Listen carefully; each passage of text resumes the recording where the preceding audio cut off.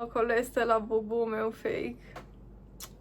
Astăzi eu voi povesti câteva experiențe din relațiile anterioare. Așa, deci, când eram cu fostul meu absolut groaznic, m-a chemat la el acasă și înainte să intru în casă, când călcasem pe preș, îmi zice: vezi că am purici. Am intrat în casă. Așa. Și am zis: ok, are purici, whatever. Și m-am dus la el în cameră și îmi zice: stai să bag un meci de LOL rapid. Tu poți să stai acolo pe scaun în picioare că nu s-ar purici până la tine. Și ce crezi că am făcut? Hai stai pe scaun. Așa. Deci totodată, deși cred că ai mai auzit poveștile astea, nu știu dacă le mai ții minte. Ideea e că pe atunci locuia la mine și își lăsase hainele pe jos. Și m-am dus să le pun în coș și când am ridicat o chestie verde, văd așa o pată maro mare pe ea.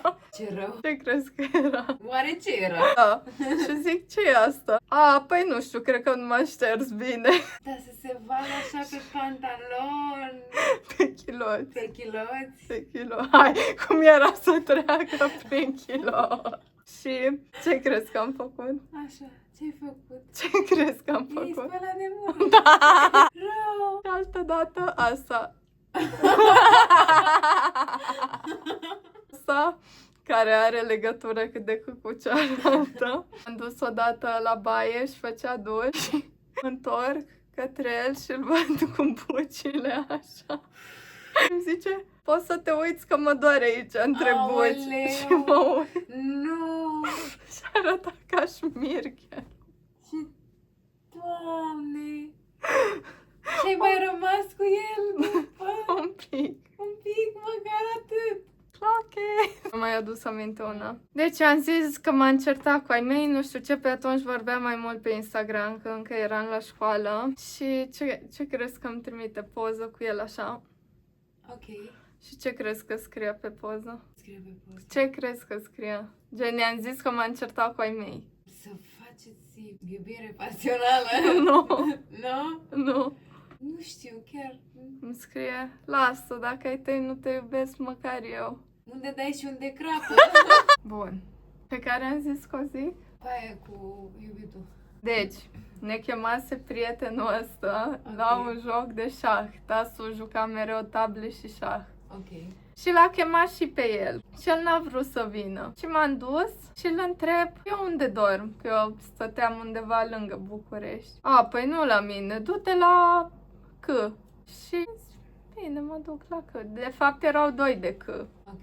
Și la unul C n-am vrut să mă duc, mai că să avea numărate vreo 120 de icoane în casă. Doamne! Și am zis că nu mă duc la C ăla. Ok. Și am zis că mă duc la celălalt C. Bun, mă duc la celălalt C. Mă înțelegeam foarte bine cu maică sa. Și am zis: ok, eu o să dorm în living cu. Era o canapea și eu pe canapea. Și ce să vezi? Cine vine? Cine vine? Mama fostului meu. Așa că ce-mi zic ele? Du-te, dormi cu C în cameră. Super! Și că băiat bun s-a pus pe jos. Și m-am pus în pat. Mi-era frică de întuneric, încă mi-e frică. Și zic: auzi, da, o să lași o lumină aprinsă? Nu, că eu dorm pe beznă totală. Am zis: ok. M-am pus acolo în pat cu fața la perete să nu mă piște nimica de fund. Și ce-i zic? Auzi, dar poți să te pui cu mine un pic în pat până dorm? Și patul era de o persoană. Și în ziua de astăzi, cu cine credeți că sunt împreună? Cu C! Măcar știai că dacă te apucă cineva de curăț, ce Da, ideea e că pe atunci încă eram cu fostul meu, n-aveam treabă Păi cu da, C. dar oricum mama lui era M-a aruncat așa în da. brațele lui: du-te! Și am fost odată în vizită la fostul meu. Așa. Și dormea cu soră sa în cameră și aveau pat cu etaj. Pereții erau, mă rog, cât de cât albi și peretele unde era patul era așa gri Ok. și lucea ciudat și Aoleu. gen zici că era vopsit separat. Ok. Bun, și îl întreb: dar ce-i cu peretele ăsta? Și era jegos, nu știu, arăta groaznic. Ce crezi că era? Vreau să știu ce era. Omul termina pe pereți Aoleu! și curgea gen până la sora sa. Și Doamne! uneori gen își punea în palmă și se ștergea așa de perete. De-aia arăta așa peretele. Și eu am fost cu el cam 2 ani Da? și pe la sfârșitul relației au renovat și ei pereții. Doamne ferește! Și oamenii așa dormeau cu peretele cu slobos. Ei știau? Ea nu cred că știa. Păi da, cred și eu că nu știa, că dacă știa, Doamne ferește!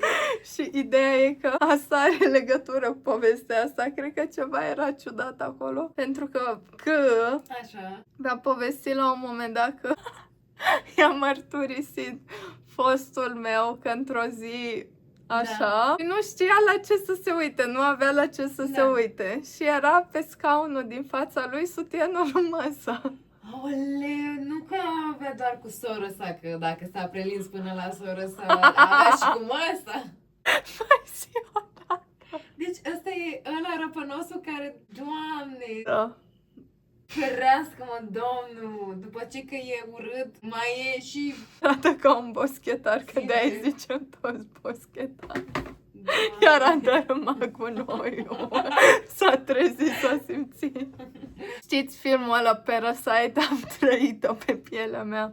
Asta așa ca o paranteză. Niciodată nu m-a scos la date. Aoleu, Niciodată nu mi-a dat flori. aoleu. Îmi plângeam când aveam episoade depresive, gen eu plângeam în pat, suplapă-mă și el se juca LOL. Dar el ce făcea bun în relația asta? Nimic, doar că aveam eu visul ăsta că e prima relație serioasă și că vreau să fiu cum au fost și ai mei, gen să rămânem împreună forever și... După ce că era urât, mai era și țăran. Gen, you can do better și ai făcut-o, gen, rău. Și după aia îți dai seama, deci avea povestea perfectă după ce ne-am despărțit. Vai, că iubita mea și cel mai bun prieten al meu s-au luat de mână și au plecat împreună. Păi dacă știi și tu să mai aduci o floare odată la nu știu cât timp, poate dacă te spălai și nu te gândeai la măta cu intenții erotice, poate mai erați împreună, dar din nefericire... Sau din fericire. Sau din fericire, da. Deci, dormeam la el, da? Așa. Eram în patul de sus cu slobosul. Ce Și frumos! prietenul lui era în patul de jos. Ok. Și ce se gândește el? Hai să fim freaky cu Au. prietenul în cameră. Și ca să înțelegi, lângă pat, Așa. gen din pat era dulap de ăla cu oglindă, gen se vedea totul. Și omul se duce și mi-aduce aparatul de masaj facial al lui soră sa. Doamne, dar el are pic de respect pentru femeile alea. Și mi-l bagă cu forța Aoleu! în... Aoleu! Și eram scârpită, mă gândeam, Pe bună Doamne, dreptate! săraca fată își pune chestia aia pe față după ce a fost la mine.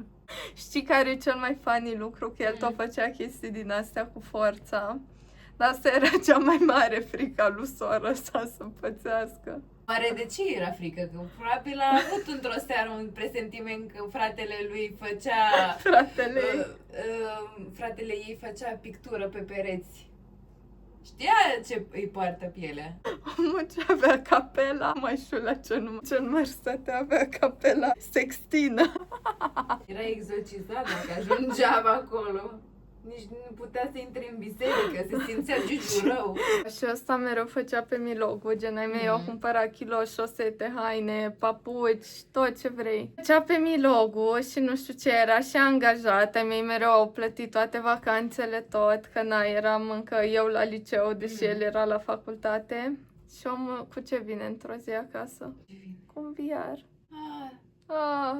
De șosete și kilos n-avea bani, dar de VR avea. Păi oare de ce?